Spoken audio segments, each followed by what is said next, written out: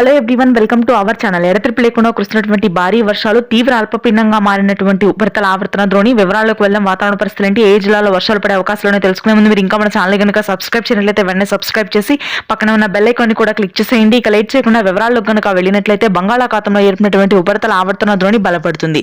దీని ప్రభావంతో రానున్నటువంటి 24 గంటల పాటు అతి భారీ వర్షాలు నమోదవుతాయని వాతావరణ కేంద్రం వెల్లడించింది. ముఖ్యంగా రాయలసీమ, దక్షిణ కోస్తా ప్రాంతాల్లో అత్యధిక వర్షపాతం నమోదు కానుంది. ఇప్పటికే తిరుపతి, పీలేరు, పలమనేరు, నంద్యాల, కదిరి, బద్వేల్, రాయచోటి, పులివెందుల, జమ్మలమడుగు ముఖ్యంగా రాయలసీమ ప్రాంతం మొత్తంలో కూడా భారీగా వర్షాలు నమోదు కానున్నాయి. రానున్నటువంటి 2 రోజుల పాటు మరింతగా వర్షాలు పెరిగే అవకాశం ఉందని వాతావరణ కేంద్రం వెల్లడించింది. 200 నుంచి 250 మిల్లీమీటర్ల రికార్డు స్థాయి వర్షపాతం దక్షిణ కోస్తా, నెల్లూరు, ప్రకాశం, తిరుపతి ప్రాంతాల్లో నమోదు కానుంది. ఇక ఆ తర్వాత మధ్యాంధ్ర జిల్లాలో ఈ రోజు పొడి వాతావరణం కొనసాగుతుంది. ఎక్కడెక్కడ తేలికపాటి జల్లులు నమోదు కానున్నాయి.